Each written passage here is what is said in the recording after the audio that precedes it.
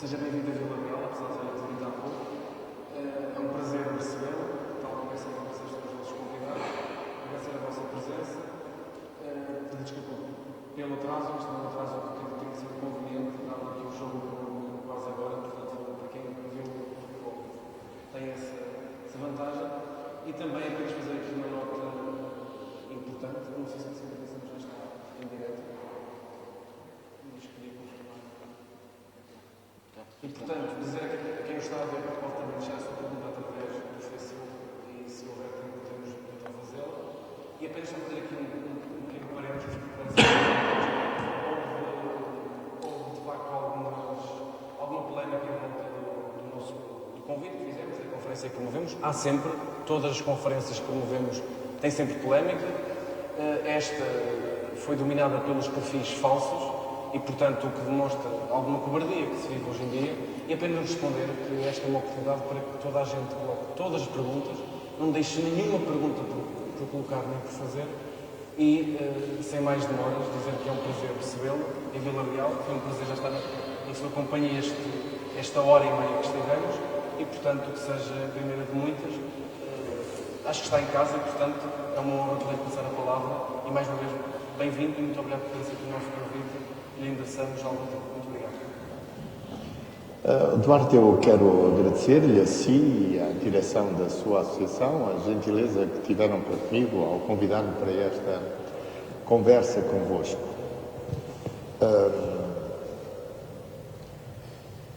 Eu não sei se vou revelar algum segredo, mas enfim, julgo que isso não incomodará nem a si nem à direção. Mas eu tinha proposto inicialmente para uma conversa aqui um tema sobre o processo Marquês. Cheguei a sugerir, aliás, um tema que seria 2 ou 3 coisas que tenho a dizer sobre o processo Marquês e que nenhum jornalista vos contará. Mas a associação achou que eu devia vir aqui falar de outras coisas, de política e não propriamente do processo Marquês. Eu fiz uma observação que o Duarte está recordado, dizendo-lhe que a questão do processo Marquês não era uma questão judicial ou jurídica, era uma questão política. Mas compreendi perfeitamente o que eles queriam dizer e, por isso, lembrei-me que talvez vos pudesse falar de um outro tópico, de uma outra questão, que, aliás, um dos aspectos que mais me perturba no atual contexto, no atual contexto de discurso político e que tem a ver com o desenvolvimento e com a ideia de desenvolvimento ou com o desenvolvimento, mais propriamente, como ideia política. Toda a minha geração, e aqueles que são da minha geração sabem bem do que estou a falar, viveu sempre com a ideia de que o tópico do desenvolvimento deveria ser uma constante, uma permanência na retórica política e no discurso político. A ideia que para Portugal era muito importante, quer a prosperidade económica, quer a modernização do país, foi sempre uma constante dos meus anos de vida política. Isto é, todos os políticos, fossem de esquerda, fossem de direita, dedicavam sempre grande parte do seu tempo de oratória e de comunicação com as pessoas a falar do desenvolvimento e da modernização do país. Eu sou de uma geração que o 25 de Abril nos apanhou no início da nossa idade adulta, no início da nossa maturidade política, digamos assim. Eu formei-me politicamente nesses anos muito intensos de debate político a seguir à Revolução. E, no fundo, acho que posso dizer isto ou melhor, que isto faz consenso das pessoas que me estão a ouvir e que viveram esses anos, que durante todo esse período a nossa ideia sempre foi a de que Portugal deveria batalhar por um desenvolvimento de modo a ser como os outros países europeus. No fundo foi isso que sempre nos levou a aderir à ideia europeia. Nós gostaríamos de ser como os outros. E na altura não éramos como os outros. Portugal era um país atrasado, muito atrasado, quer socialmente, quer culturalmente, quer economicamente.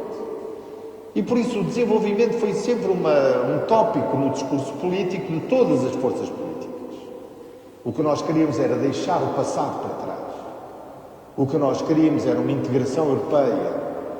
O que nós queríamos era que tivéssemos os mesmos indicadores de conforto, de bem-estar, os indicadores sociais que nos permitissem ser um país europeu, um país moderno.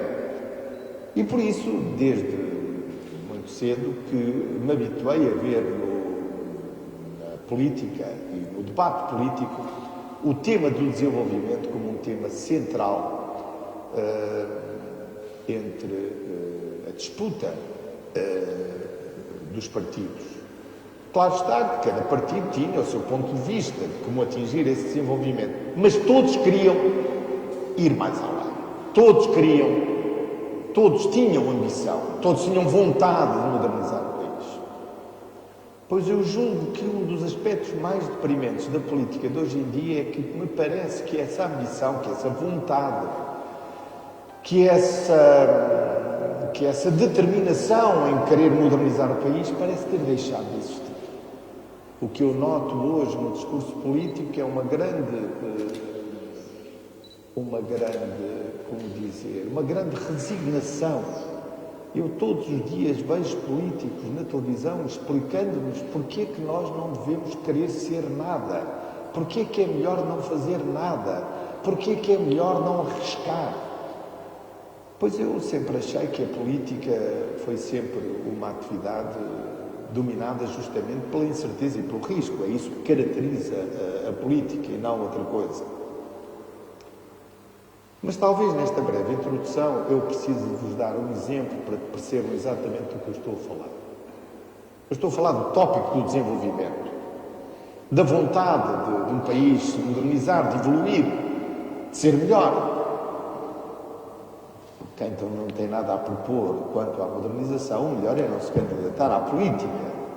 Se é para propor tudo, fique na mesma.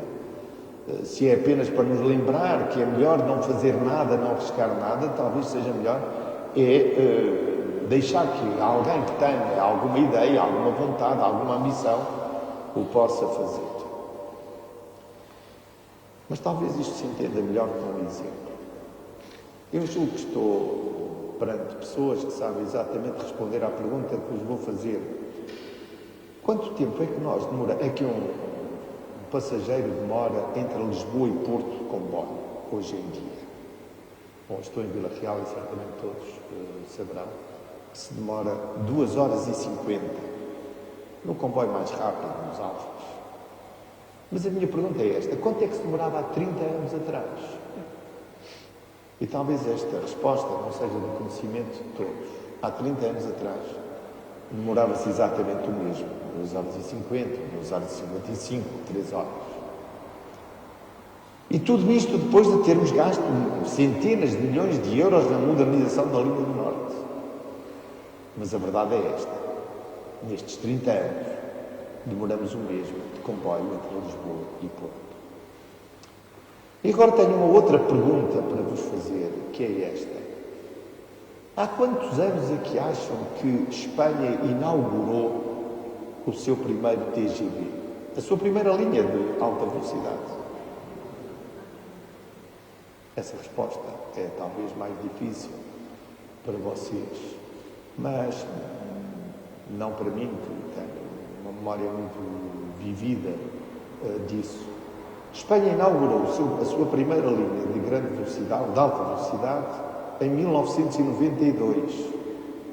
A ligação entre Madrid e Sevilha, por ocasião da Exposição de Sevilha, da Exposição Internacional em Sevilha. Isso foi há 30 anos. E é aqui que eu quero chegar. Há 30 anos, Espanha começou, não decidiu. Há 30 anos começou a funcionar o primeiro TGV em Espanha. Há 30 anos demorávamos 2 horas e 50 entre Lisboa e Porto. E nestes últimos 30 anos, todos os passageiros entre Lisboa e Porto demoraram 2 horas e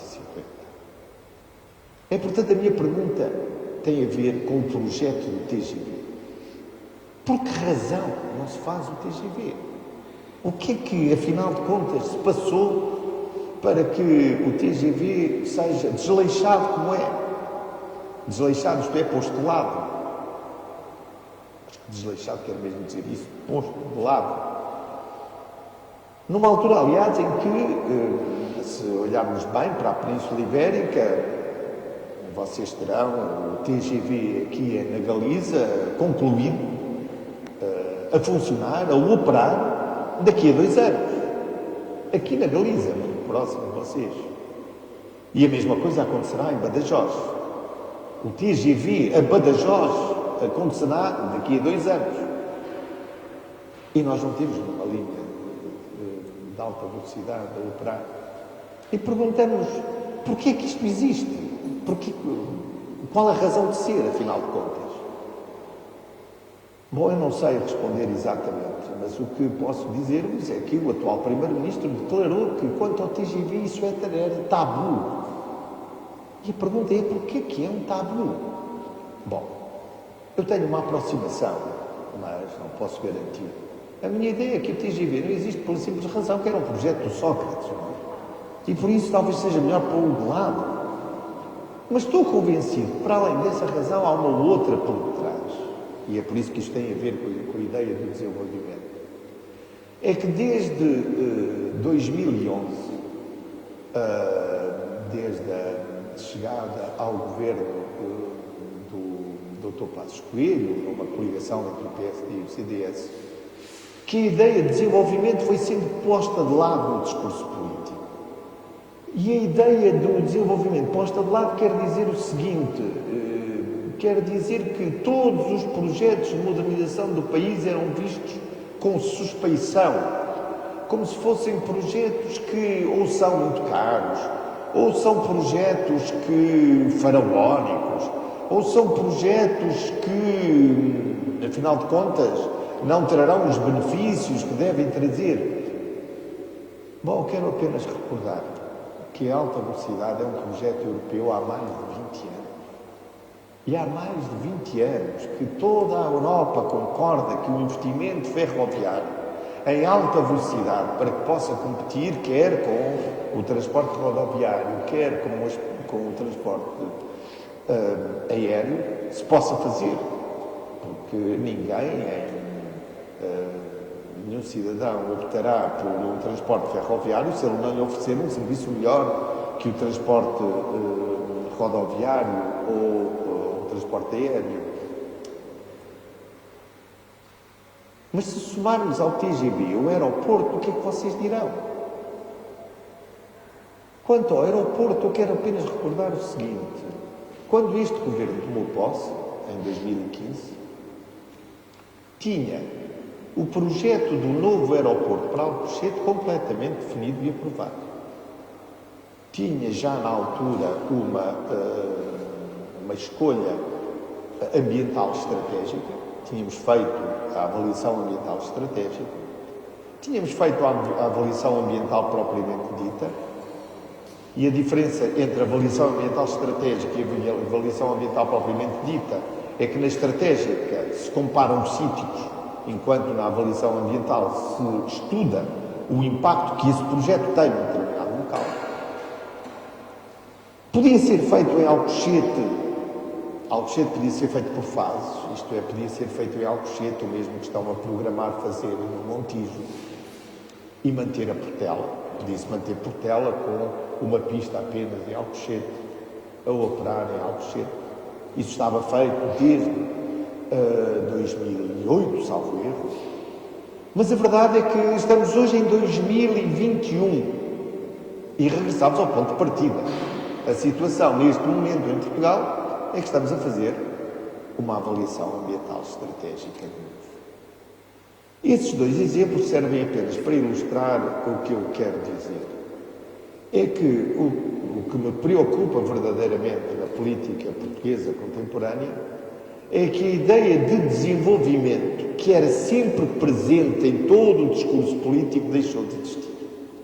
E isso, longe de ser uma questão neutra, é uma questão profundamente ideológica. E tem a ver fundamentalmente com duas questões. A primeira tem a ver com o Estado e com o investimento. A primeira ideia é uma ideia de que o investimento público é um investimento do qual devemos desconfiar.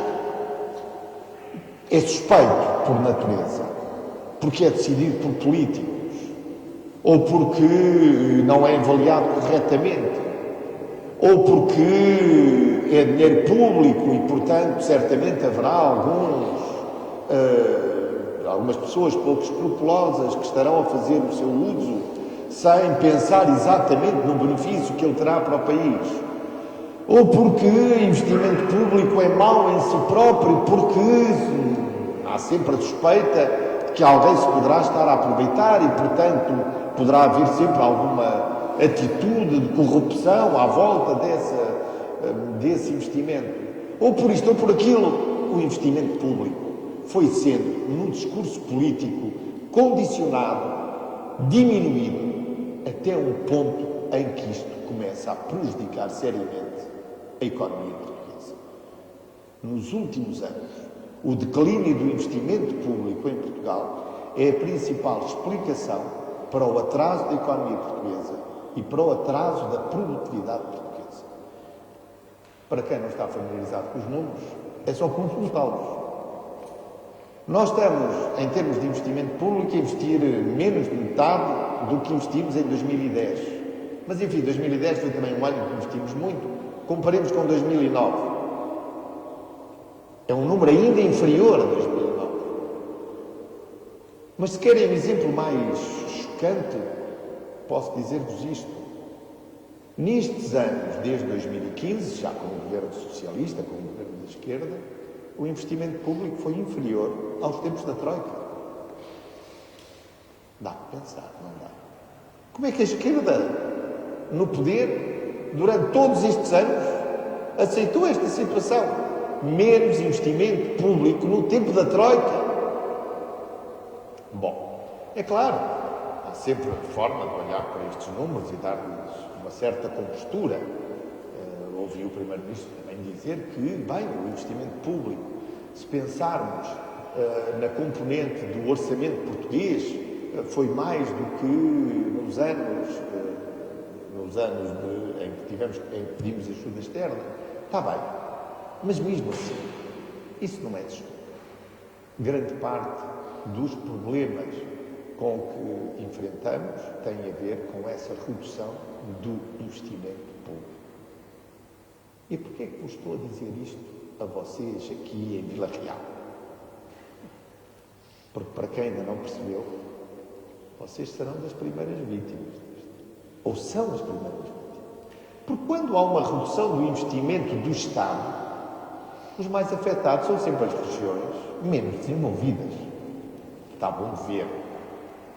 É por isso que esta redução do investimento público tem essas consequências muito perversas relativamente ao território nacional. Já houve alturas em que nós estudávamos em que áreas do território é que se fazia o investimento público. Isso deixou de se fazer.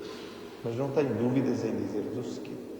A redução do investimento público nos últimos anos teve uma consequência muito negativa para as regiões do interior do país e, em particular, para Trás-os-Montes.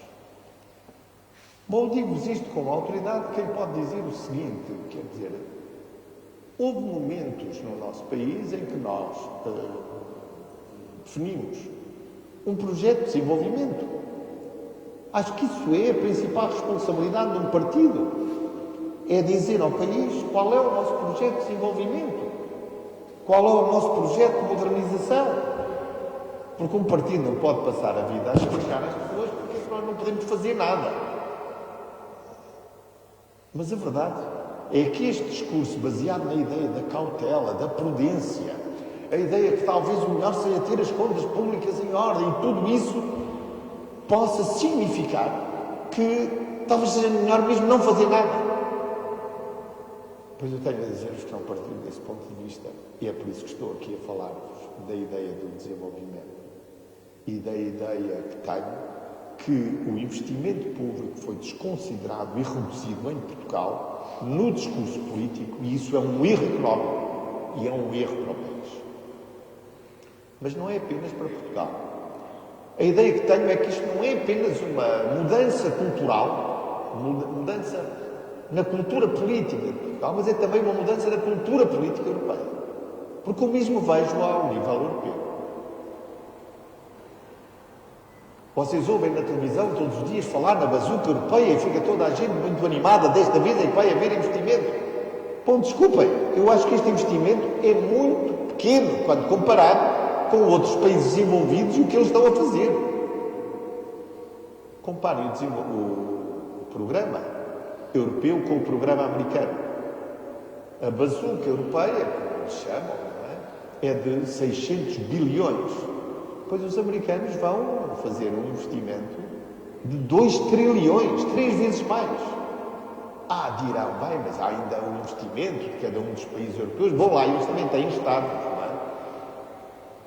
E a verdade é que este programa americano é um programa que é um programa de modernização das infraestruturas, que se soma a outro programa já de resposta à pandemia e que se somará também a um apoio às famílias. Por isso, o esforço que o Estado norte-americano está a fazer em termos de investimento público não tem precedentes. E se for possível comparar, teremos que regressar ao New Deal antes da Segunda Guerra Mundial para obtermos uma comparação.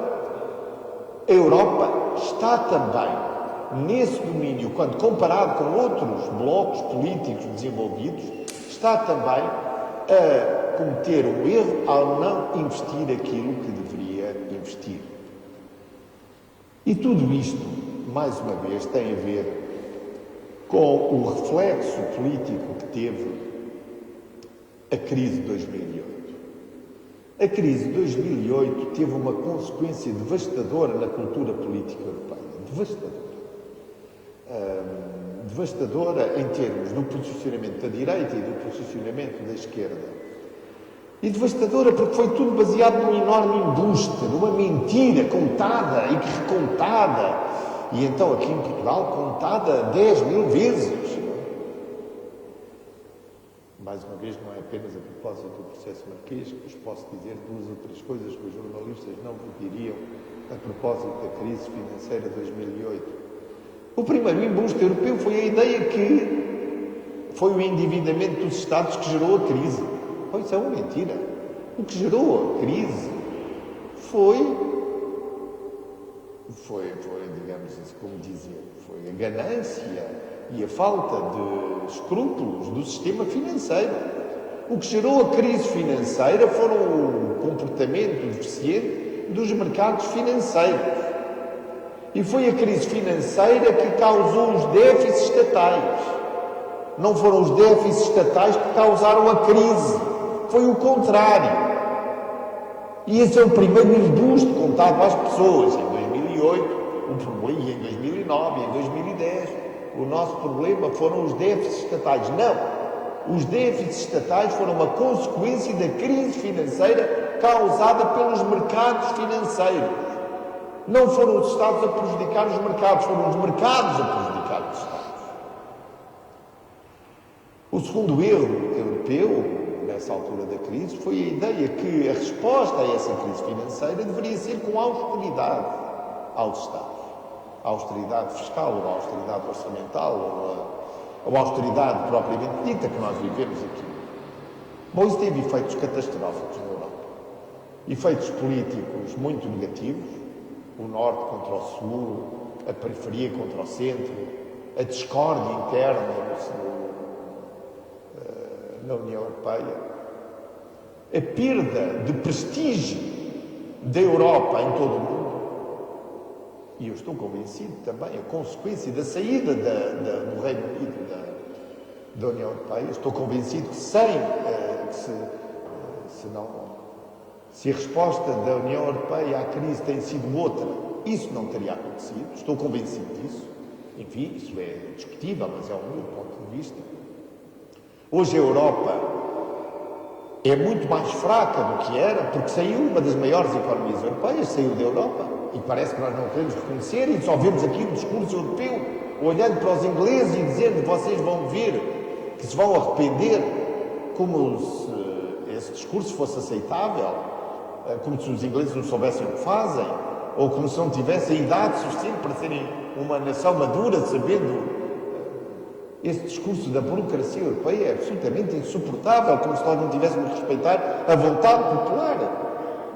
Mas a verdade é que só ouvimos, digamos, recriminações aos ingleses e pouca reflexão sobre o que aconteceu na Europa. E o que aconteceu na Europa foi uma tragédia. Comparemos a Europa com os Estados Unidos, na crise de 2008.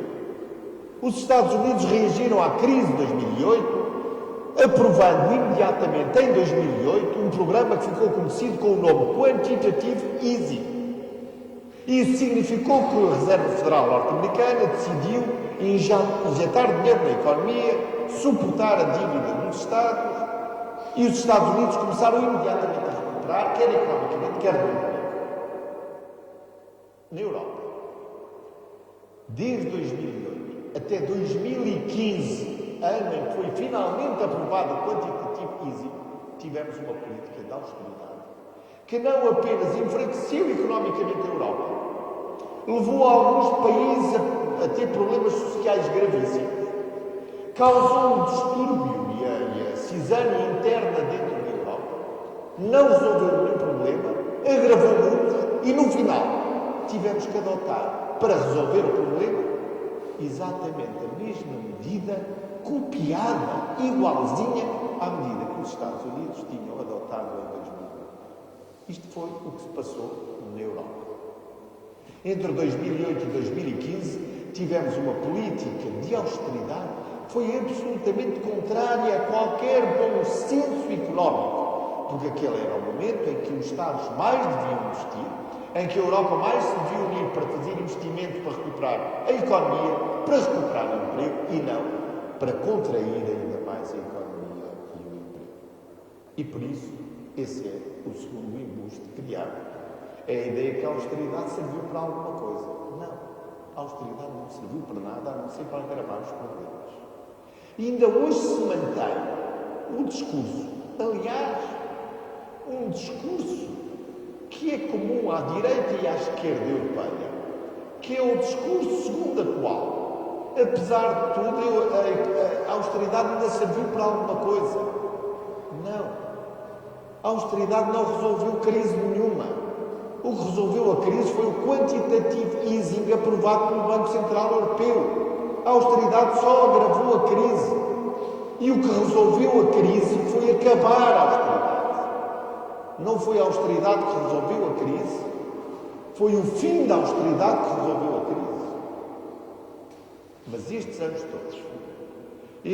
todos de equívocos, estes anos todos de embustes, ao nível não apenas nacional, mas ao nível europeu, tiveram uma consequência na cultura política europeia gravíssima. Gravíssima no sentido de uma alteração substancial da cultura, porque é uma alteração, em primeiro lugar. Vocês já ouviram falar em modelo social europeu? Parece que já não temos orgulho disso.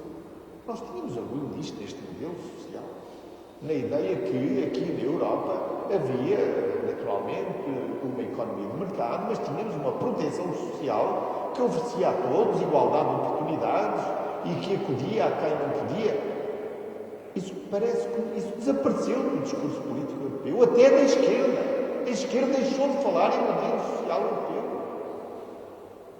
A esquerda parece que se fundiu com a direita neste discurso absolutamente irracional de obediência à burocracia europeia e de conformismo. E mesmo agora, neste momento em que nós estamos a passar por uma segunda crise e que, felizmente, tendo aprendido com a primeira, não repetimos a receita, isso felizmente é verdade, e pela primeira vez a Europa uma iniciativa que vai até no sentido mais federador, no sentido de se endividar em conjunto para responder à crise, Mas até aí, nós não temos a capacidade de reflexão e de crítica e de autonomia para dizer esta resposta é uma resposta insuficiente. Está muito distante da resposta que os países mais desenvolvidos vão dar. Basta comparar, como disse, com os Estados Unidos. Eu atribuo isso a esta mudança política, a esta mudança de cultura política existente aqui em Portugal, na Europa, que é a ideia de minorizar, menosprezar o investimento. Ora, isso é um erro para a economia, isso é um erro para o desenvolvimento do país, isso é um erro para a modernização do país. E eu esperava que, ou espero, que o país possa recuperar rapidamente aqueles momentos em que todos os partidos tinham uma proposta de desenvolvimento. Eu lembro-me quando me candidatei a primeiro-ministro que nós apresentámos um programa de modernização. Nós sabíamos o que fazer. Nós apresentámos o nosso programa de forma clara. Nós vamos apostar na ciência, nós vamos apostar na educação, nós vamos apostar nas energias renováveis. Nós vamos apostar em algumas infraestruturas essenciais. Nós vamos apostar no TGV, vamos fazer um novo aeroporto que é necessário. Nós vamos construir a autoestrada para Bragança, Porto Bragança. E fizemos. E já agora, e em bom tempo, porque agora não a faria, mas fizemos. E fizemos já numa altura em que muitas vozes diziam que já tínhamos autoestradas a mais. Sim, sim, tínhamos a mais, mas eram outros sítios, porque aqui não havia nenhuma. Mas fizemos. E quem olha aqui para Vila Real sabe bem qual era o nosso projeto. Quer dizer, nós queríamos reformar as escolas secundárias, queríamos modernizá-las. Mas havia muita gente que achava que assim estava tudo muito bem. Para quem não basta. Isto é, se é pública, o melhor é deixar aquilo tudo cair aos pedaços. Não é preciso modernizar, não é preciso ter equipamentos ou construção de bom nível. A mesma coisa quanto à autoestrada. Será que devemos fazer uma autoestrada aí, em Trás-os-Montes? Terá trânsito? Terá mercado? Esta ideia assusta-me verdadeiramente. E assusta-me que não se tenha consciência dela. E assusta-me que toda a esquerda esteja a embarcar nesta ideia de que é possível ter um projeto de desenvolvimento sem investimento público. Sem investimento. Felizmente, estamos a viver um novo tempo em que se aproxima o momento em que o Estado vai ter que dar um passo em frente. Estamos agora com o nosso plano, que se chama de recuperação e resiliência. Que não. Mas, enfim, seja lá como for, este é, portanto, o momento para se ver. E eu perguntei aos nossos anfitriões desta sessão o que é que se vai fazer aqui em Vila Real, no distrito de Vila Real, em Trás-os-Montes, o que é que está previsto. Eu não sei exatamente, mas enfim, o Duarte disse, parece que pelo menos vamos ter comboio, não é? Ter comboio. Mas comboio já existe. Mas será outro comboio? E bem, eu não estou a ver como é que é possível. Então, nós temos um projeto ferroviário no nosso país, sem introduzir alta velocidade. Não estou a ver o que é manter a linha do século XIX. Bom, se é para isso, se é para modernizar isso, por mais esforços que nós façamos, isso não será competitivo nem com o automóvel, nem com o avião. Não estou a ver quem decide ir de comboio para o Porto, podendo ir de carro e demorar 20 minutos, como se demora hoje. Não estou a ver que isso seja razoável, não é? Quer dizer, mas enfim, estou muito disponível para ouvir e para discutir. Ou entender o que nos quer dizer. É apenas isto. Não permitam que o desenvolvimento saia da discussão. Nós temos que continuar a ser um país com ambição, com vontade de se modernizar, de evoluir, de ter melhores indicadores. E não é apenas ao nível social, é também ao nível da modernização económica, da aspiração que devemos ter a estarmos na primeira linha das melhores práticas, quer ao nível da evolução social, da modernização cultural. Em todos esses domínios nós devemos ter essa ambição. É para isso que existe a política. A política é um esforço de melhorar. Só bem para a política quem tem alguma coisa a propor. E no meu tempo, só vinha para a política quem tinha alguma coisa a propor de novo. Eu tenho saudades, já de propostas novas. Eu tenho saudades daqueles momentos em que nós ouvimos qualquer coisa tão singular, tão distinto, tão inovador, que nos fazia lembrar o primeiro acorde de uma sinfonia que ouvimos pela primeira vez. Eu tenho saudades dessa política em que as pessoas se atrevem a fazer propostas que nós nunca ouvimos e que consideramos pela primeira vez. É isso que se chama pôr o desenvolvimento de novo dentro do discurso político. E foi por isso, por não vos poder falar, ter sido recomendado vos falar do processo marquês, talvez possa falar da pergunta que me façam, que decidi fazer-vos esta breve introdução para vos falar deste tópico, o desenvolvimento de novo, trazer o desenvolvimento de novo para a política. Porque aqueles que são mais prejudicados pela ausência de desenvolvimento são sempre aqueles que estão na periferia. São sempre aqueles territórios que contam menos. São sempre aqueles territórios que têm menos voz política. E sempre aqueles territórios que, comparados com os outros, estão em situação de maior fragilidade. Bom, muito obrigado pela vossa paciência.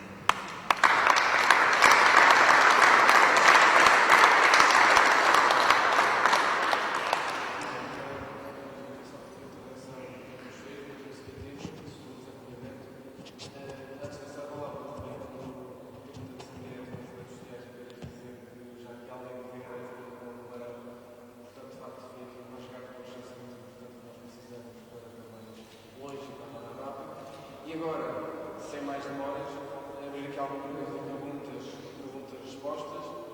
Não sei se uma a uma, em grupos de três. Como quiser, eu posso responder uma a uma, mas...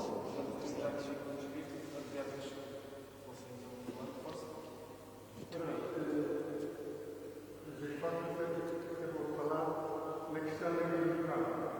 E nós estamos em Ribeirão, tivemos a sorte de ter uma pessoa do interior que fez exatamente obras no seu interior. Ele tem duas terras, Lernaçã, a sua terra natural, e a Covilhã, a sua terra adotiva.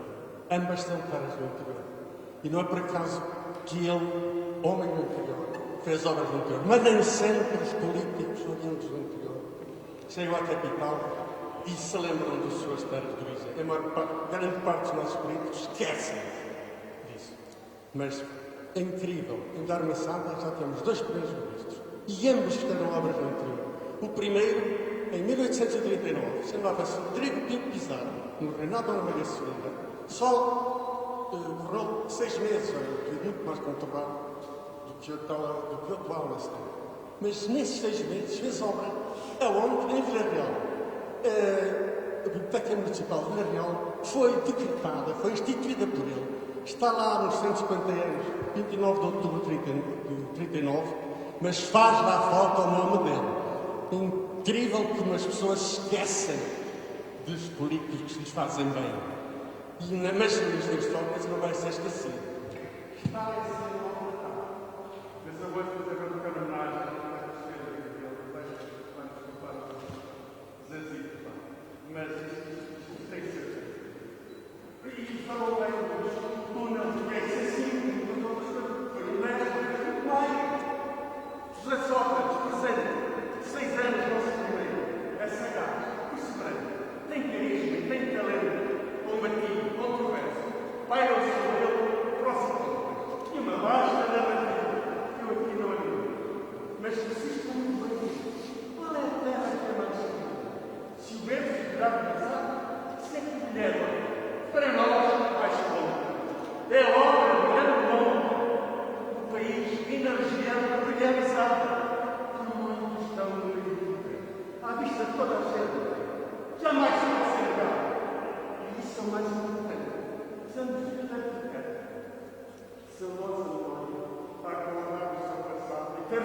quiserem, na terra ou no céu, que o seu nome seja escrito para a futura memória, com letra limpa e solene, e que história pode ser feita sobre esta coisa de história.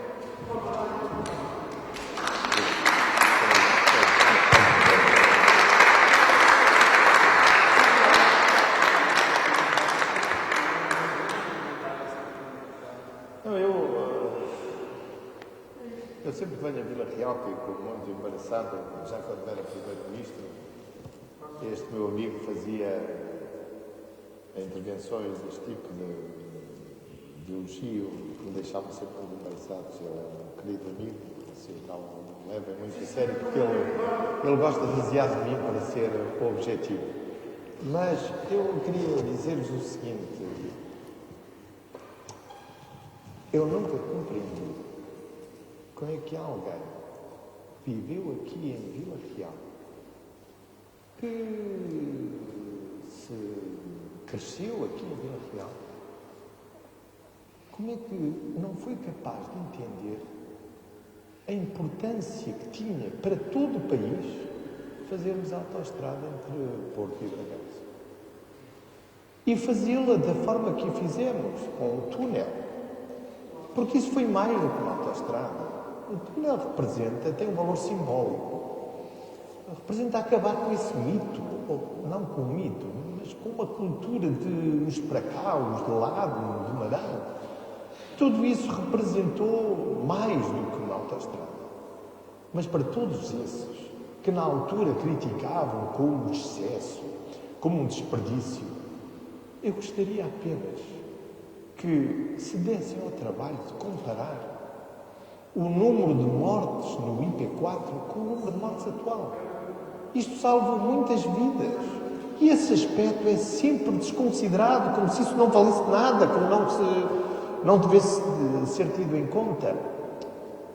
Eu estou convencido do seguinte: a partir daqui, já ninguém quererá andar de carro se não for em autoestrada.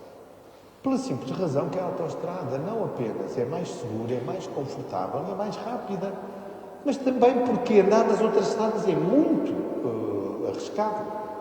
Nós temos hoje consciência disso. E o país era conhecido em toda a Europa por ter dos índices mais gravosos de sinistralidade rodoviária. Isso devia-se às estradas.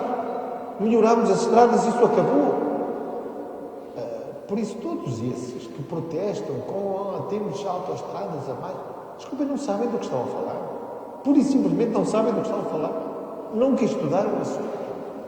Nunca se debruçaram sobre esse tópico, nunca leram, nunca fizeram um estudo comparado do número de quilómetros de autoestrada em toda a Europa. Um dos aspectos que mais contribuiu para melhorar o nosso dinamismo económico foi, sem dúvida, a construção de autoestradas. E posso dizê-lo também, eu acho que o aspecto mais significativo de integração de Trás-os-Montes em toda a economia nacional foi justamente a autoestrada entre Porto e Bragança. Isso foi de enorme importância para o desenvolvimento regional. Isso não se deve a ninguém especial, deve-se apenas ao facto do país ter, na altura, consciência de que era preciso fazer-se. É por isso que venho aqui também recordar-vos esta questão do desenvolvimento, porque, quer dizer, na altura, nós sabíamos bem o que tínhamos que fazer, não é? Tínhamos que fazer o investimento que tínhamos que fazer, não apenas na autoestrada. Vocês lembram-se das barragens que fizemos aqui? É uma das coisas que mais me penaliza ver o atual governo permitir ou nada fazer para que as povoações ou os concelhos de Bragança não fiquem com alguma compensação pelo facto de terem barragens na sua zona. Eu fico absolutamente desanimado por ver o governo pouco preocupado com isso, muito desanimado com isso. Eu fui autor do Plano Nacional de Barragens, nós desenvolvemos a construção de barragens, principalmente aqui no Norte, e felizmente elas estão feitas. Estão feitas em benefício de todos e para cumprimento dos objetivos mínimos de energias renováveis, Mas é absolutamente escandaloso que se permita que empresas vendam barragens e não compensem as pessoas, como estava, aliás, prometido e como estava acordado. Isso foi um episódio muito triste. Mas, enfim, temos mais coisas para falar. Muito bem.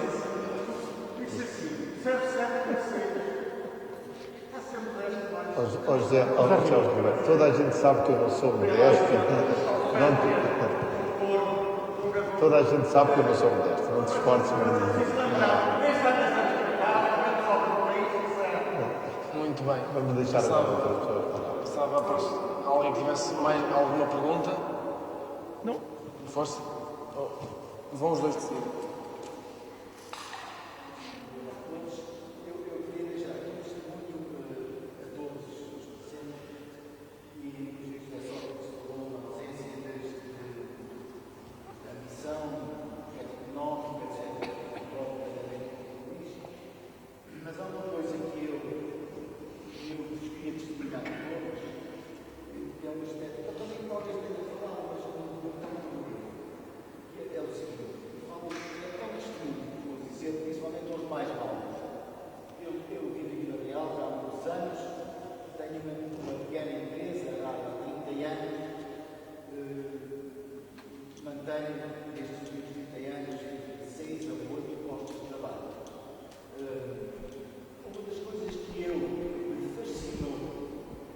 Foi uma alteração de toda a política que eu conheci desde o 25 de Abril, que foi nos anos da governação do José Sócrates, foi fundamentalmente na área da formação das pessoas, as novas oportunidades. Foi uma mensagem que foi dada não àquelas pessoas que não estudaram porque não quiseram, não, a toda a gente. O brio, o orgulho na formação entrou pelos picheleiros, pelos eletricistas, pelos pedreiros, pelos trolhas. Nós vivemos ali uma série de anos, e eu falo-vos com uma experiência da realidade, porque a minha empresa não faz negócios de grande volume com grandes empresas, não, tratamos com pequenas empresas de eletricidade, de picheleiros. Foi uma altura em que os nossos funcionários e toda a gente estava com uma predisposição de se formar, de valorizar a sua profissão, de ter a sua carta de picheleiro e saber exatamente o que é ser um bom picheleiro, porque isto foi uma dinâmica que se criou, foi a tal política que existiu e esse conceito das novas oportunidades, que foi, enfim, eu não tenho agora assim um adjetivo muito, foi uma coisa horrível a destruição dessa mensagem, dizer às pessoas, não, é sempre tempo para aprender, há sempre tempo para estudar. Um pai com 60 anos dizer ao filho, olha, eu agora vou tirar o 5º ano, eu vou-vos dizer até, vou-vos confessar até um bocadinho o meu caso pessoal, eu estudei muito pouco, eu segui ao 25 de Abril, deixei de estudar, andava aqui neste liceu, deixei de estudar, por qualquer razão. Até nessa altura, a minha mulher e a minha família, Pedro, podias tirar agora, acabar o 7º ano, não sei o quê. Infelizmente eu não fiz isso, porque não. Mas quer dizer, isto foi uma dinâmica que se criou e que entretanto se perdeu por completo. O brio, o orgulho do profissional, do bom trolha, do eletricista, de se formar, de ir para as escolas, etc. Os meus fornecedores, de 15 em 15 dias, ou quase todas as semanas, convidavam-me para ações de formação. Para isto, era no Porto, era em Aveiro. Tudo isso acabou. Veio o desânimo e veio a indiferença perante as coisas. Isto era um testemunho que eu queria deixar hoje a Sócrates, e eu acho que esse aspecto foi um dos aspectos que mais se perdeu quando veio todo este movimento de contra tudo e contra foi lamentável.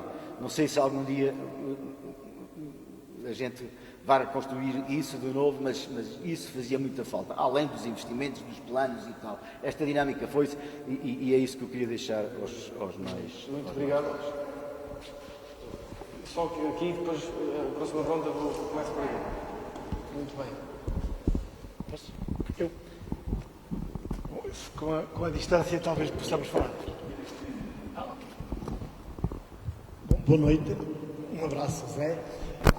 E quero começar por dizer aos jovens organizadores destas palestras que eu quero-vos dar os parabéns, porque sinto que estáis a preencher uma lacuna que em Vila Real já existiu, esta capacidade de pôr as pessoas a conversar com convidados, mas depois morreu, depois voltou a haver noutro formato, também morreu, e vós estáis aqui, pelos vistos, como falei há um pouco com a senhora vereadora, estáis a ter um conjunto de iniciativas destas, com convidados, que vale para vir ouvir, e que têm sempre uma boa assistência. Eu gostava, estive caladinho, gostava que fossem os jovens a pôr questões, mas como não puseram, agora vem o sénior. Então, um testemunho e depois uma questão ao nosso orador convidado. O testemunho é este. O José Sócrates falou de desenvolvimento numa perspectiva de criação de infraestruturas numa região que a não tinha. É bom dizer que os milhões de carros que já passaram no túnel do Barão já pagaram bem a construção do túnel. E eu acrescento, além do movimento, eu volto a frisar, quando nós conseguimos pôr o IP4 no top 10 das estradas sem mortes, isto aconteceu em 2007 ou 2008, de nível europeu, foi uma grande conquista, mas nós tivemos, e muitos de nós têm pessoas amigas ou de família que morreram no IP4.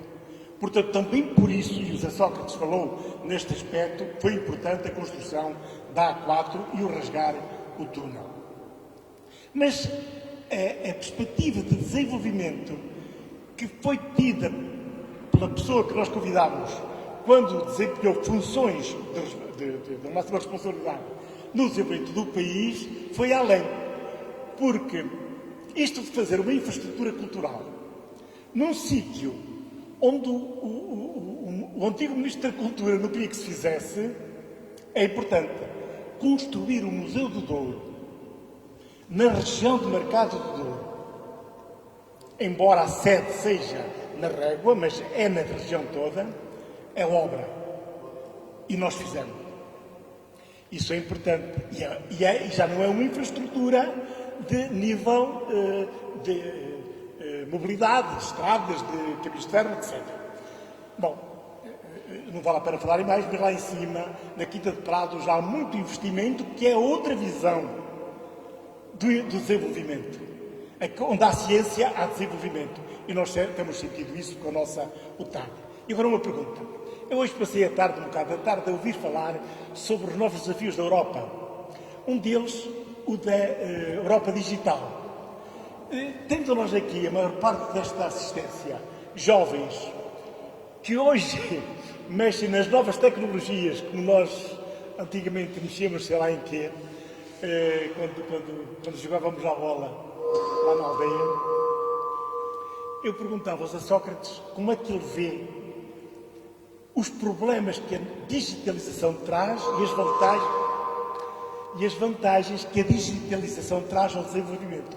Os problemas em termos de, porventura, desemprego e as vantagens que traz de bem-estar, de uma sociedade de bem-estar, de uma sociedade que comunica mais depressa, etc.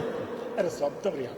Muito obrigado, António. E já agora, antes de passar a palavra, só fazer aqui o que me chamou, não foi uma chamada de atenção, mas eu esqueci-me há pouco de cumprimentar a Mafalda do município de Vila Real, que muito colaborou e colaborou connosco de forma muito grande e, portanto, um agradecimento em si ao Sr. Presidente e a toda a Câmara Municipal que tem trabalhado connosco. E esta Academia é hoje aquilo que o município nos tem também deixado e possibilitado. Muito obrigado. E para responder às perguntas, Sr. Engenheiro. Ora bem, comecemos pelas novas oportunidades. Eu tenho bem consciência do que isso significou. Eu tenho bem consciência que aquilo foi direitinho ao coração de uma política que era absolutamente odiada pela direita política. Porque a direita gosta da distinção. E a distinção vem sempre com o grau académico. A distinção vem sempre com a educação. A educação está na base das políticas da igualdade. E por isso, grande parte do ódio que a direita tinha às novas oportunidades tinha a ver com a ideia que nós estávamos a reparar uma injustiça anterior. Que nós estávamos a dar oportunidades a pessoas que não tiveram essa oportunidade e que lhes estávamos a dar autoestima e que porventura estávamos a elevá-las socialmente, porque eles sabem bem o que isso significa.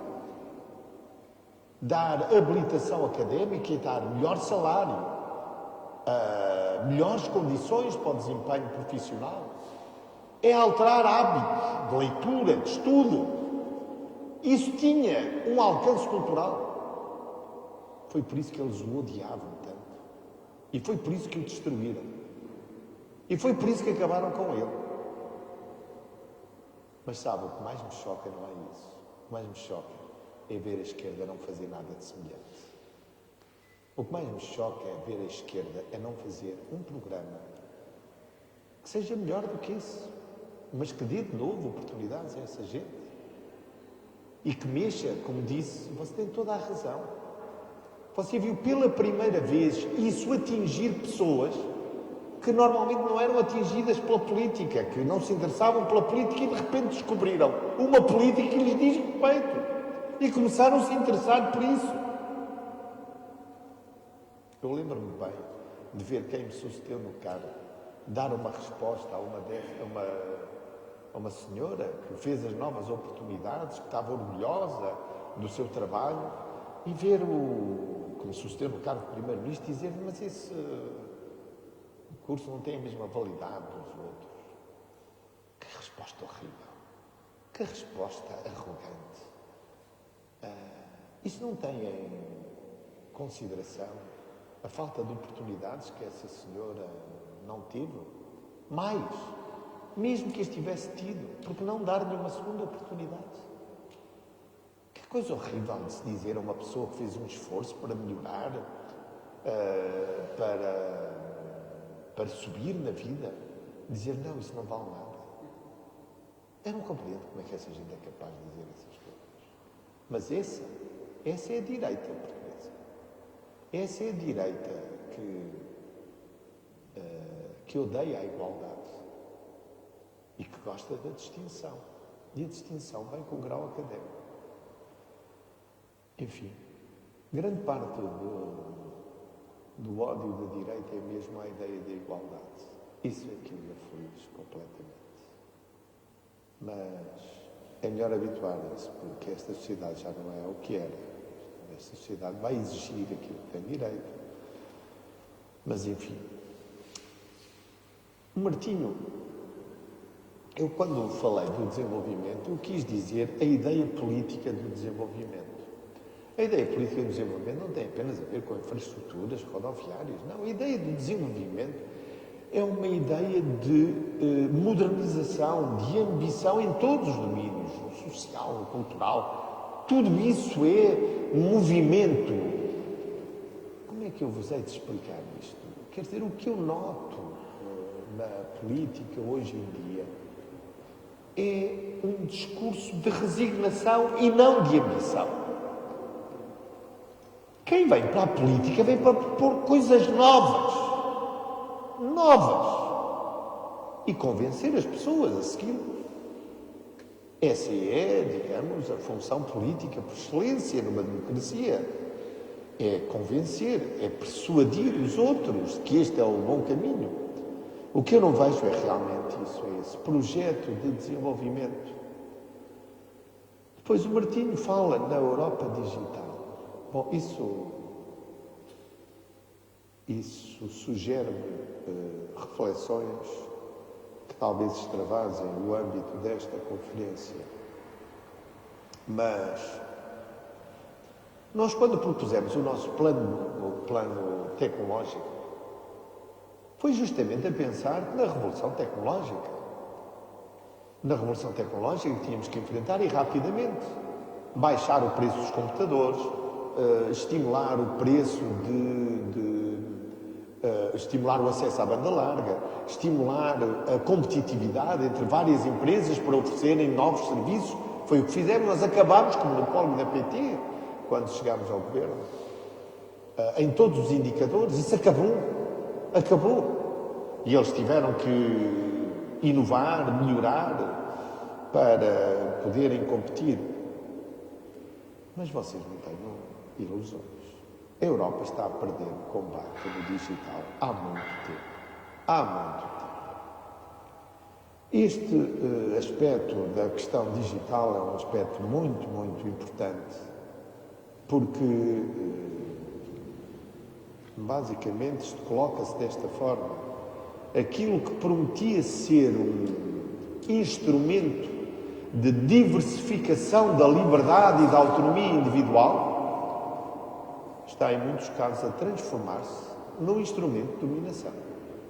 E é preciso olhar para isso com muita atenção. Há um livro extraordinário de uma norte-americana que fala no capitalismo da vigilância. Mas, verdadeiramente, o poder dessas companhias digitais, algumas delas, poucas, que se contam pelos dedos de uma mão, chamado Big Data, é tão forte, mas tão forte, que significa mesmo, digamos, uma redução daquilo que são as garantias da nossa privacidade e das garantias do nosso espaço individual, ou melhor, do espaço em que nós somos senhores de nós próprios. E isso coloca-se com atualidade. Não quero desenvolver o tema, levar-nos-ia para outros caminhos, mas quero chamar a atenção para o seguinte: a Europa não tem hoje nenhuma empresa que compita com essas empresas americanas. Nenhuma. E isso deve-se ao facto de não haver uma política europeia para o digital, que não é apenas difundir o uso digital, como aumentar o mercado ou pôr as pessoas mais capacitadas nesse domínio, mas é também formar empresas europeias capazes de disputar essa primazia que as empresas americanas e chinesas hoje têm. Hoje, a competição no 5G é uma competição entre os Estados Unidos e a China. Não há nada de europeu nisso. E eu sou do tempo em que fizemos uma agenda europeia, em 2001, eu estava no governo com o António Guterres, para uma agenda digital para a União Europeia.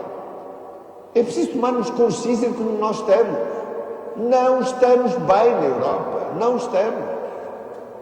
E então, neste domínio do digital, não estamos bem.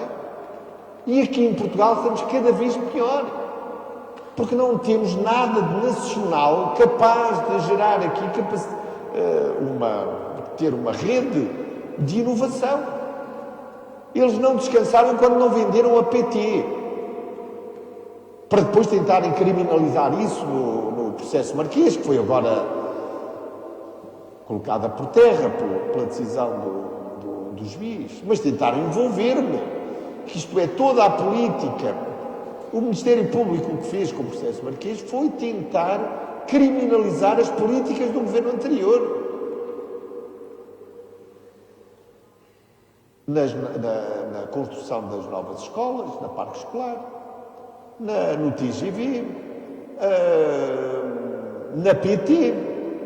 A PT foi vendida 3 anos depois de eu sair do governo. Ainda me quiseram envolver com a PT. E com o Banco Espírito Santo, que foi à falência 4 anos depois de eu sair do governo, 3 anos depois de eu sair do governo. Por isso, se me perguntas, o plano digital, isso fica bem em qualquer discurso. Parece um tópico de retórica obrigatório. Mas nós temos muito que fazer ao nível europeu se queremos competir na área digital. E a corrida está muito avançada. E aqui em Portugal eu não vejo nada que esteja a ser construído e feito Vamos lá ver, Portugal é dos poucos países que ainda não tem 5G. Dos poucos. Mas vocês veem, bem, TGV, o meu problema com o TGV não é se temos, eu não sei se vos dei bem esta ideia, o meu problema com o TGV é se vamos ter TGV daqui a 30 anos.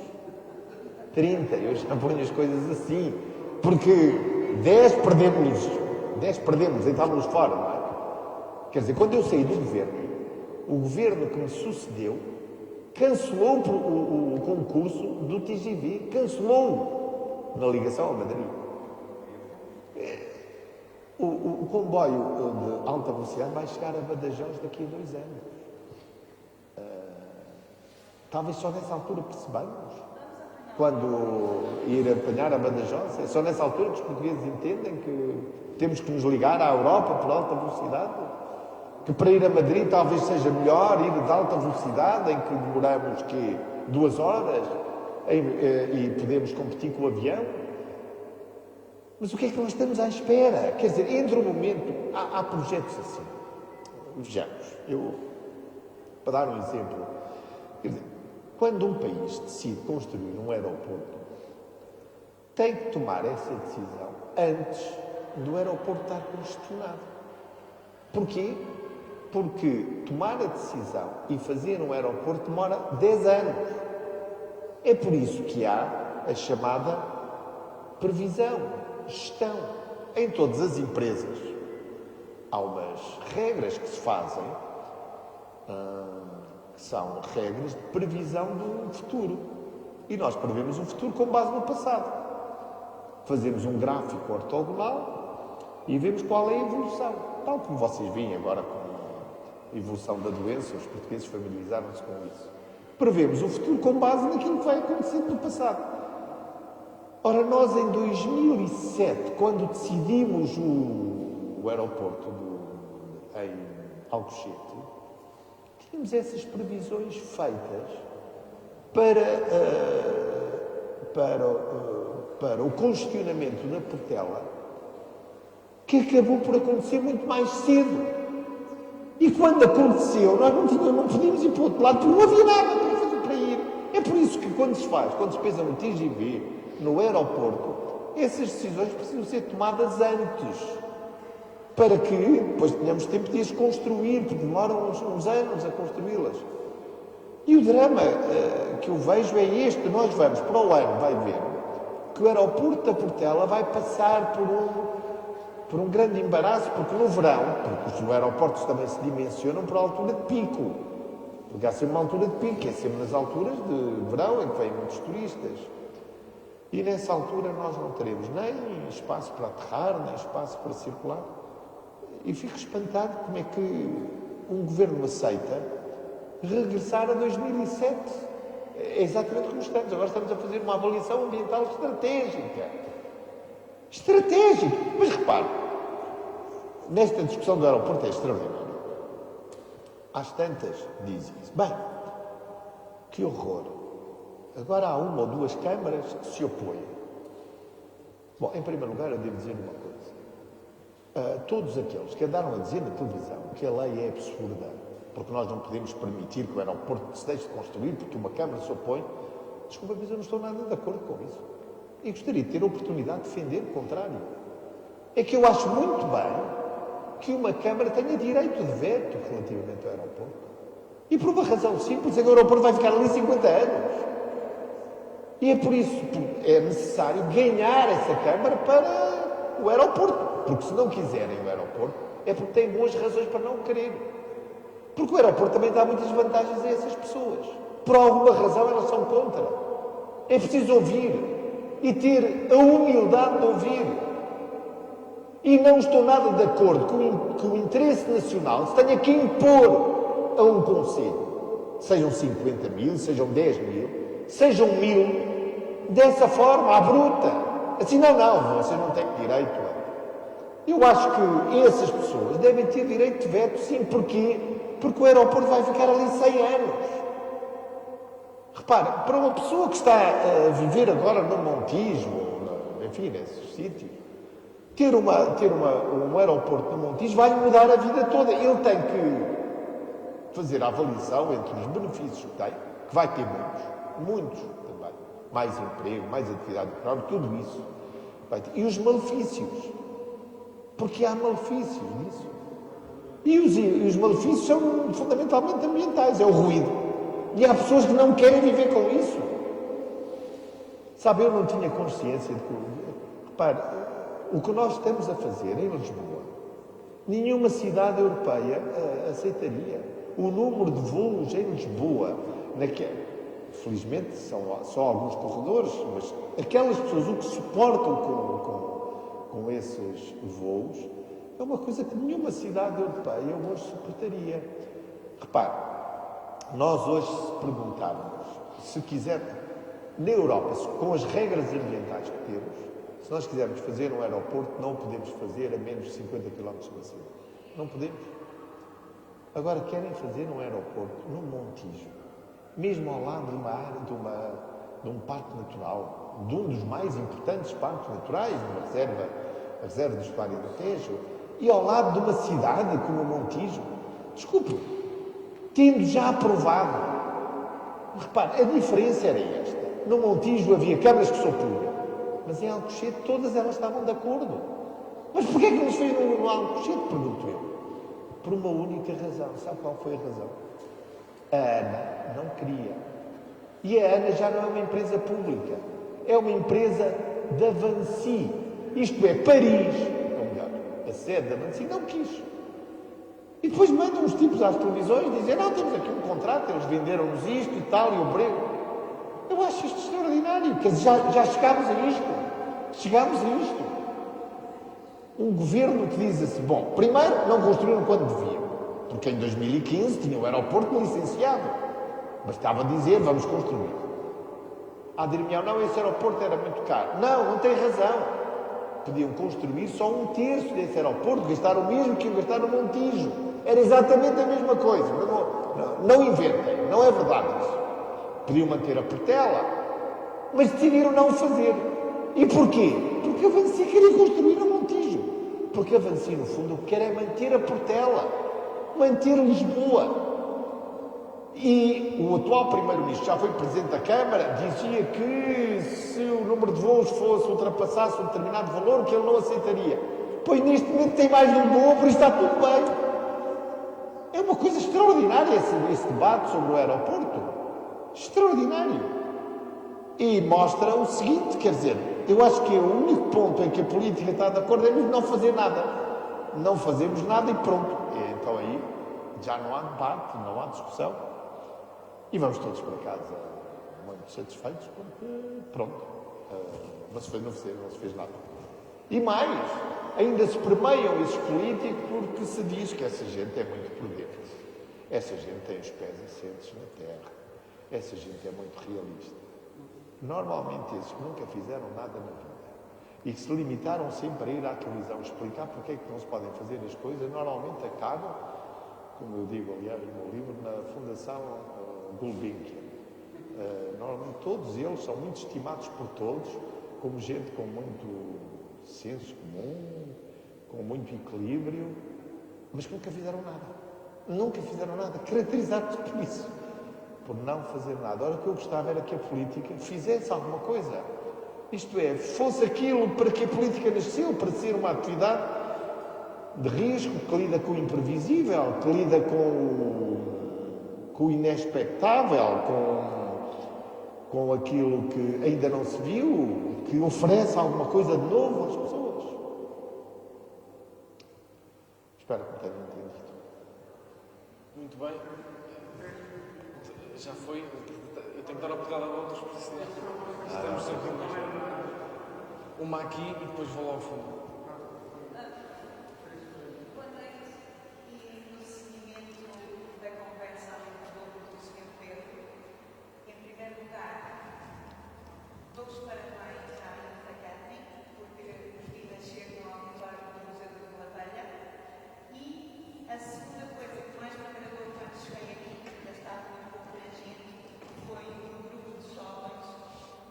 Vejo esta sala e o meu agrado foi ainda maior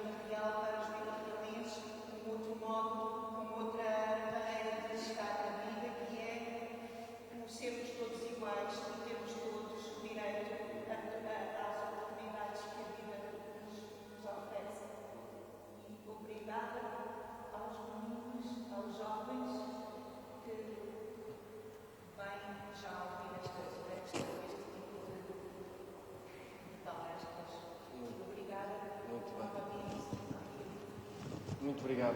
Eu acho que há pouco alguém atrás levantou o braço.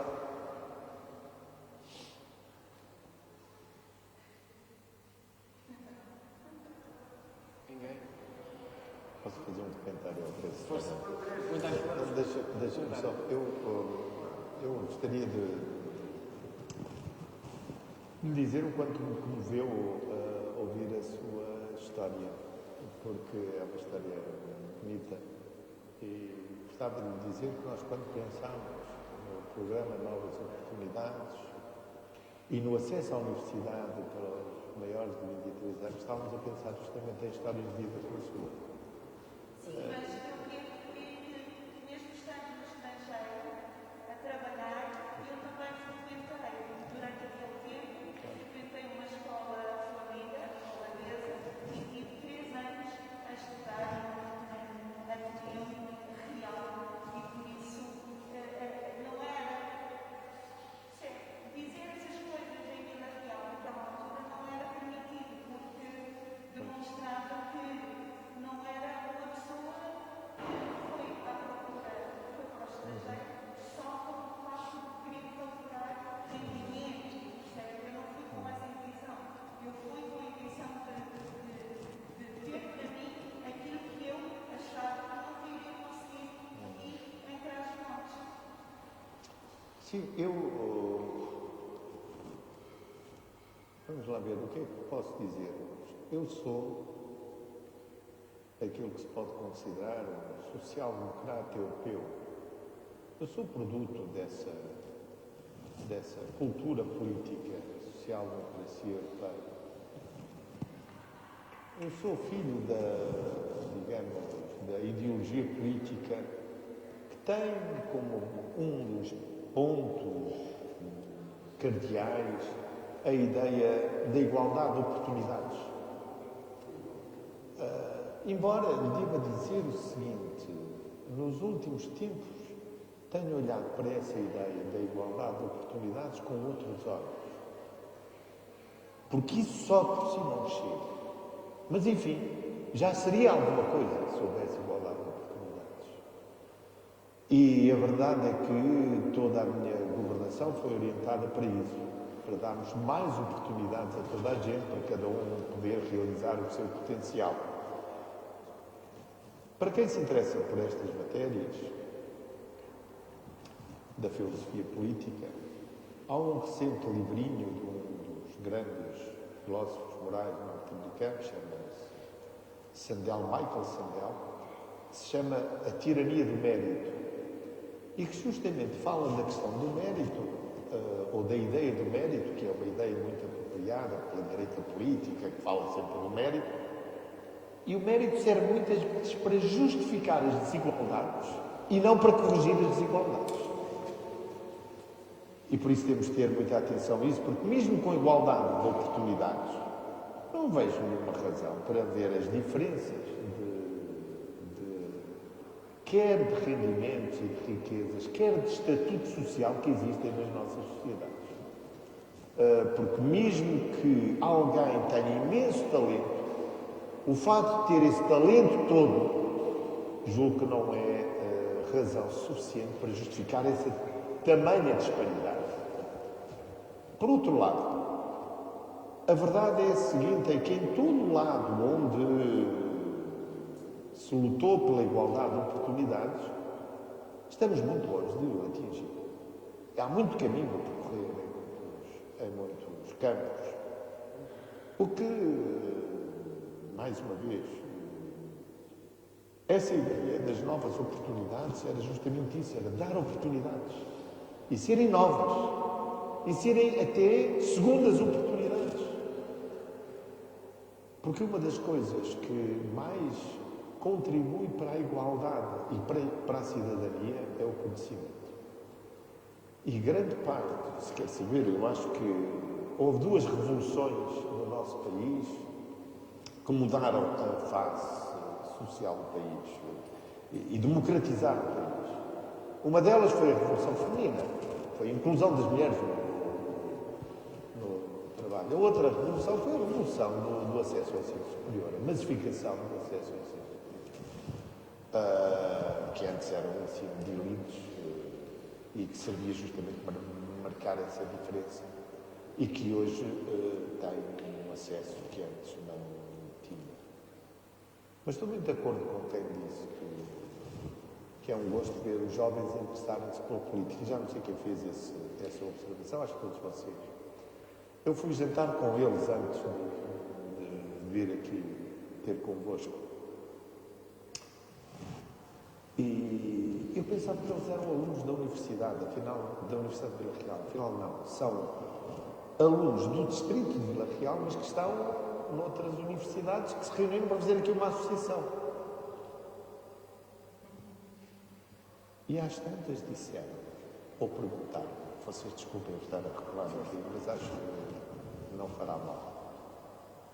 Perguntaram o que é que eu achava ou melhor, eles explicaram-me que quiseram fazer uma associação fora do militantismo juvenil junto dos partidos.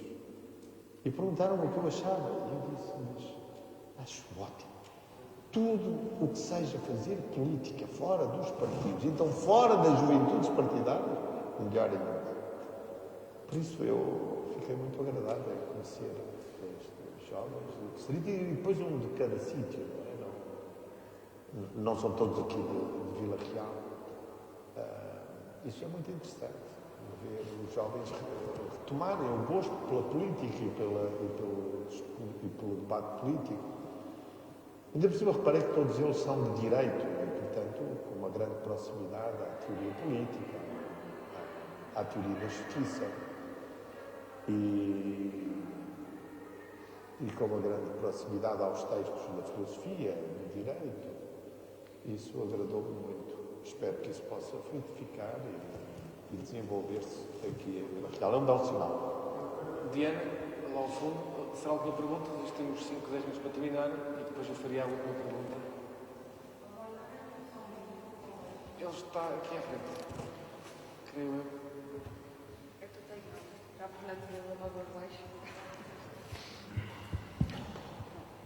Olá, boa noite a toda a gente.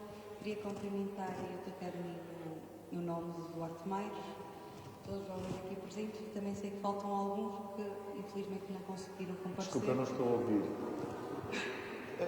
Eu acho que é um problema do... Eu peço desculpa, eu falo bastante baixo. é um erro de fabrico, não importa. Queria cumprimentar o Duarte Maires, já repetido, é só mesmo para toda a gente ouvir, o engenheiro José Sócrates e toda a gente que nos está a fazer companhia aqui hoje. O engenheiro José Sócrates, nosso ex-primeiro-ministro, fez-nos o túnel de Marão, falou também já da autoestrada. Isso é importante porque não é só mesmo pela diminuição da mortalidade, embora seja evidentemente preocupante e necessário, mas também para a fixação de pessoas no nosso território. E porquê? Porque a fome também mata. E além da morte das pessoas, há também a morte dos territórios. E acho que é uma coisa que nos preocupa bastante, porque toda a gente aqui que está hoje tem amor pelo território, tenta fazer o máximo para se fixar aqui, e estas medidas são importantíssimas para nós conseguirmos continuar a vitalidade dos territórios e conseguirmos manter os jovens.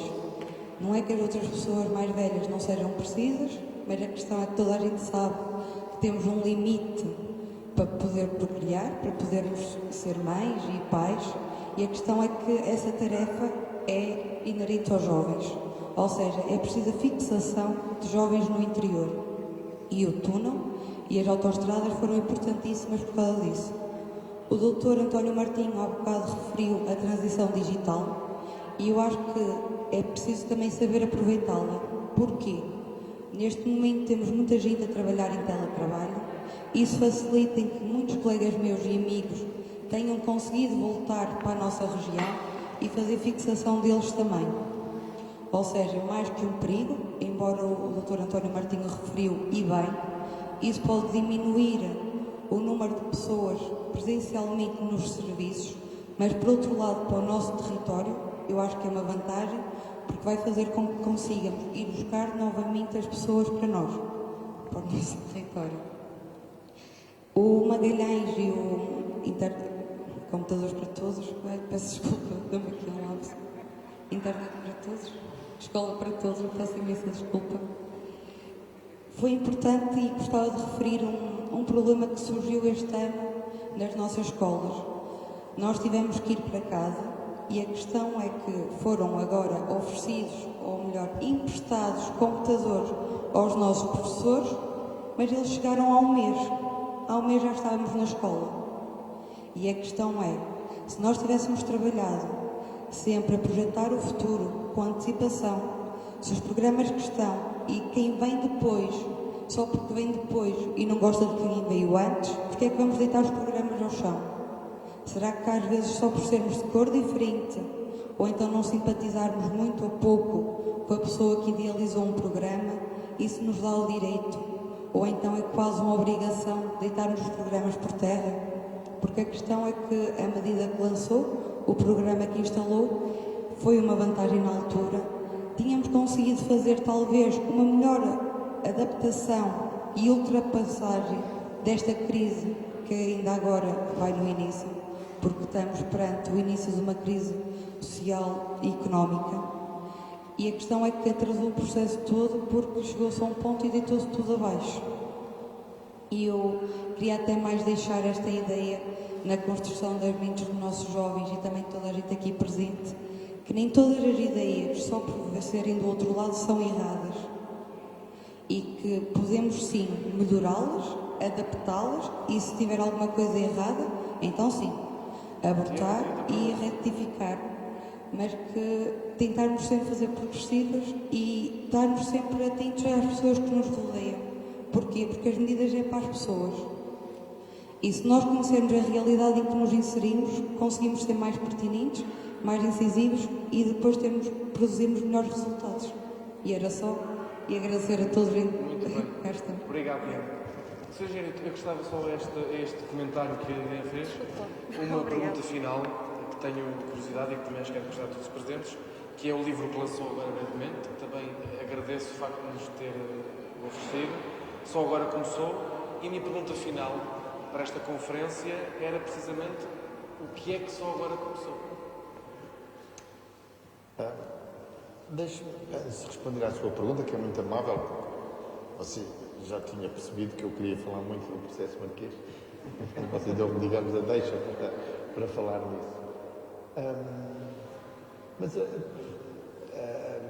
a interveniente anterior disse uma coisa da maior importância para a política, que é a seguinte: é que é absolutamente indigno o que se tem passado em Portugal de tentar desfazer o que os governos anteriores fizeram apenas por puro sectarismo.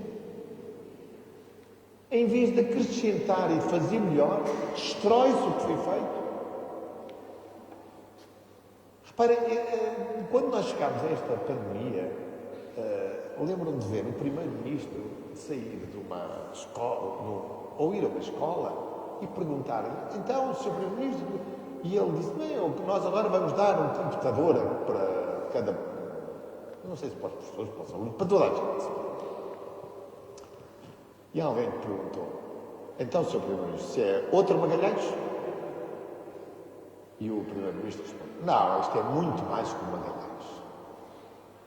Bom, mas se é muito mais que o Magalhães, a minha pergunta é a seguinte: porquê que interromperam o Magalhães? Porquê que não acrescentaram? Porquê que não fizeram melhor? Porquê que me interromperam? Porquê que chegámos a 2021 e um programa que estava em andamento em 2011 não foi continuado? Se era assim tão importante, porquê que desde 2015 não se lembrou de continuar esse programa? E depois, era mais que o Magalhães. É que nós fizemos muito mais que o Magalhães. O que nós fizemos foi uma revolução na área tecnológica digital. Nós acabámos com o monopólio da PT, nós acabámos com o lacete local, nós demos condições a várias empresas para participarem na oferta digital. Nós baixámos o preço dos computadores porque era isso que estava a impedir o acesso das pessoas à internet. Nós financiámos as redes de banda larga, principalmente no interior, Só o Magalhães. O Magalhães foi apenas a coisa mais visível que nós fizemos. E o Magalhães foi um grande programa, foi o primeiro. Porque até aí ninguém se tinha lembrado que o Estado podia ter um papel na massificação dos computadores. Só o Magalhães. Só o Magalhães. Mas porquê que interromperam o Magalhães? Quer dizer, a sua pergunta tem todo o sentido, ou o seu comentário, melhor dizendo. Porquê que devemos estar sempre a pôr em causa o que aconteceu antes e não tentamos melhorar, acrescentar alguma coisa? Porquê que se interrompeu tudo isso? Bom, tem toda a razão. Eu também acho que isso revela a pequenez e a mesquinhez da política, não mais do que isso. O Eduardo pergunta o que é que só agora começou. Bom, o título desse livro tem a ver com o primeiro texto que eu escrevi quando cheguei à prisão de Évora. Foi o primeiro texto que escrevi que se chamava Só Agora Começou. E eu sabia que só agora tinha começado. Mas a ideia é também para dizer que cá estou. Porque se não terminar agora, esse livro foi escrito antes de conhecer a decisão a decisão instrutória do Tribunal. Mas eu gostaria que pensassem nisto que vos vou dizer. Em particular, quem me convidou, são todos de direito, que pensassem no seguinte. Eu fui preso há 7 anos atrás, com base em 7 acusações, e nenhuma delas ficou de pé. As acusações de TGV, parque escolar, PT, a proximidade com Ricardo Salgado, uma coisa completamente inventada. A relação com a diplomacia económica com a Venezuela, a fortuna escondida.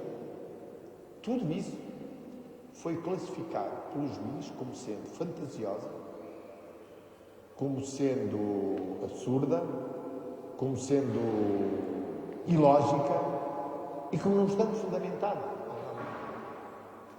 7 anos. 7 anos. E nada daquilo tinha o mínimo de fundamento. Estive preso 11 meses sem qualquer acusação. E fui detido quando cheguei ao aeroporto de Lisboa e detido para interrogatório com a alegação que eu iria fugir. A alegação, como sabem, foi essa: perigo de fuga. Tudo isto parece ridículo hoje, não é? Mas foi isso que aconteceu. Mas quando digo só agora começou, quero também dizer o seguinte: é que isto só agora começou também a investigação sobre a investigação. E o que nós já sabemos, eu durante estes 7 anos tenho afirmado que o processo Marquês não teve nada a ver com justiça, teve a ver com uma pura motivação política. O governo que me sucedeu esperou ter uma maioria, um governo, um presidente, uma procuradora-geral, para então tentar criminalizar as políticas do governo anterior. E fê-lo também através do processo Marquês. E fê-lo com um objetivo que tinha a ver com a minha candidatura a Presidente da República e com o facto de me quererem tirar do espaço público e precisarem desse facto para ganharem as eleições, como acabaram por ganhar, embora sem maioria absoluta. Mas até esse momento, ou melhor, até agora, e é por isso que eu digo que só agora começou, a pergunta que os jornalistas me faziam é a seguinte: bom, mas você está a afirmar isso tudo? Tem alguma prova? Porque eu também falo de provas. Provem lá que eu tive algum comportamento desonesto ou menos correto. Não tenho. Ainda não apresentaram nenhuma. Eu é que tive que me defender e provar que não fiz aquilo que me acusaram. Mas hoje sabemos uma coisa. Porque o Tribunal decidiu extrair uma certidão para investigar a distribuição do processo Marquês ao juiz Carlos Alexandre em 2014. A lei portuguesa exige que quando um processo penal chega a um tribunal, ele é sorteado por forma a escolher um juiz dentro desse tribunal. Um sorteio eletrónico. Demora uns segundos. Eu acho que a maior parte de vocês acompanharam o sorteio eletrónico para a escolha do juiz Ivo Rosa como juiz de instrução. Demora uns segundos. Em 2014 não fizeram. Em 2014 entregaram diretamente ao juiz Carlos Alexandre. Isto é, escolheram o juiz que mais lhes servia. E o que está hoje de cima da mesa, a suspeita que existe hoje, e que nenhum jornalista vos falará nisto, é que o juiz foi escolhido por uma das partes pelo Ministério Público. Não lhes bastava apenas terem o Governo, terem a Procuradora-Geral da República, terem o Presidente da República, mas queriam também ter um juiz confiável, um juiz que compreendesse, um juiz que permitisse todos os abusos que foram cometidos ao longo destes 7 anos. Como digo, ou quando digo, só agora começou, é disto que eu estou a falar. Se pensavam que me desanimavam com qualquer coisa, estão equivocados. Pelo contrário, tenho bem consciência da luta que estou a travar, da batalha solitária que estou a travar, mas isso só lhe dá mais beleza aos meus olhos. Só vejo com melhores olhos. E vou travá-la não apenas para defender-me daquilo que me acusam, mas também para que seja feita justiça relativamente àqueles que viciaram o processo, que o manipularam, que escolheram fraudulentamente um juiz e que com isso me deram a prova de que este processo não passou de uma cabala política com objetivos marcadamente políticos. É por isso que esse livro se chama Só Agora Começou, e é também por isso, lhe devo dizer, de que aceitei o vosso convite, vir aqui, porque agora irei a todo lado falar com a abertura daquilo que penso, da política, e com uma enorme liberdade que hoje tenho, que é a liberdade que resulta também do facto de ter saído do meu próprio partido e de me poder expressar com esta frontalidade, tendo sempre, como digo aliás no meu livro, tendo sempre muito cuidado não com a direção do partido, mas com o Partido Socialista. Eu tenho uma ligação afetiva muito forte com o Partido Socialista. Tenho dos meus melhores amigos, são militantes do Partido Socialista. Eu sou socialista, mas tenho uma divergência política séria com a direção do partido. E, ao sair do partido, tenho agora mais liberdade para falar de política do que tinha. Mas tenho sempre muito cuidado, porque nunca quero ofender os sentimentos dos militantes do Partido Socialista, porque quando eu fui líder do Partido Socialista, sempre que precisei do partido, o partido nunca me faltou. E eu não sou ingrato e, principalmente, não quero agora agradar a outros. Não estou nada interessado em agradar à direita, pelo contrário. Acho que a direita portuguesa está cada vez pior. Pior, cada vez mais violenta. Não sei se vocês veem agora como a direita se exprime. Primeiro, não tem uma ideia naquela cabeça, aquilo parece só terem cabelo naquela cabeça, não tem nada que... O que é que se pode ouvir de direita que possa constituir uma inspiração? O que verdadeiramente me ocorre é dizer o seguinte, quer dizer, não sei se vocês partilham deste ponto de vista, mas é o meu ponto de vista. O processo Marquês, de certa forma, marcou uma alteração substancial na direita portuguesa. A direita portuguesa nunca tinha usado esta violência contra o adversário político. E usou contra mim,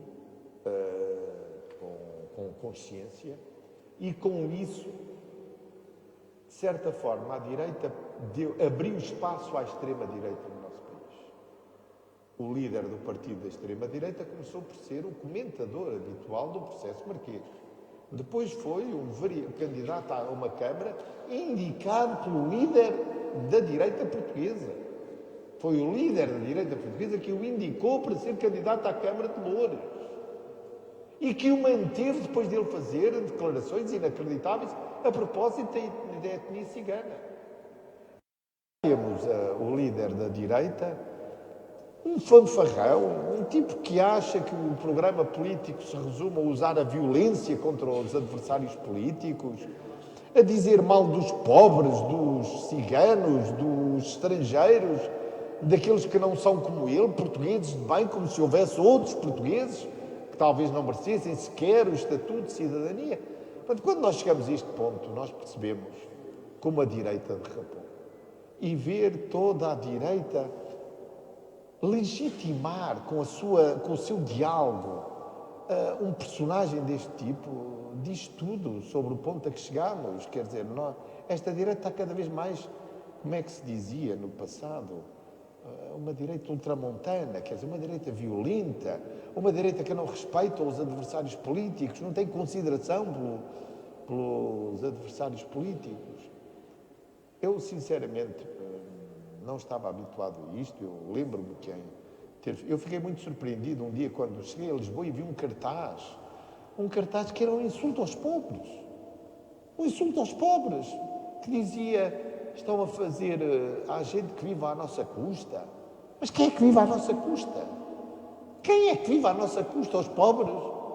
Nós não devemos fazer o que devemos fazer para que ninguém passe por dificuldades? Quer dizer, esse espírito comunitário acabou, devemos pô-lo de lado. Devemos agora insultar essa gente dizendo tu tens necessidades, mas as tuas necessidades estão-me a prejudicar. É isto que nós queremos? Chegamos a este ponto, não é? Mas, enfim, é a nova direita que temos. Portanto, quando digo só agora começou, é mesmo isso. Temos aqui muito com que debater com estes novos protagonistas políticos e com esta nova realidade. Bom, foi um gosto estar convosco e eu quero-vos agradecer mais uma vez a vossa gentileza, está bem? Obrigado. Sr. Engenheiro, muito obrigado.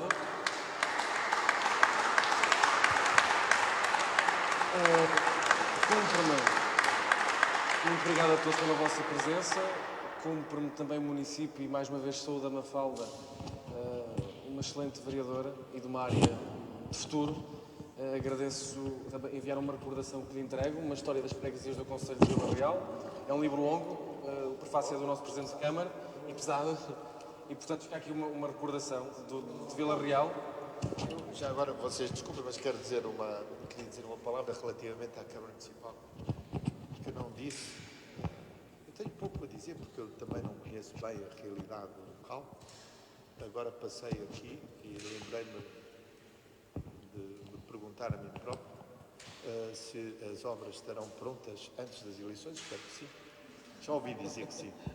Mas tem ar de estar a acabar. As obras na Avenida Principal. Mas eu queria deixar apenas esta palavra. Eu conheci o Rui Santos já há muitos anos. Ele tem competências e qualidades políticas que são conhecidas, mas eu queria dizer o seguinte: o Rui Santos tem alguma coisa que alguém já há muitos séculos definiu como a primeira das qualidades políticas. É um Presidente da Câmara, mas é um político corajoso. E é por isso que os transmontanos gostam. Sr. Engenheiro, muito obrigado. Também me despeço de quem nos acompanhou através do Facebook e sei que foram muitos. Também agradecer a todos aqueles que participaram por lá, aos que estiveram aqui connosco. Um agradecimento muito grande e até uma próxima. Até julho vamos apresentar mais alguns convidados, entre ministros a pessoas ligadas ao desporto. Contamos sempre com a vossa presença e até uma próxima. Muito obrigado mais uma vez, Sr. Engenheiro, e bem-vindo. Obrigado. Fica ao saco.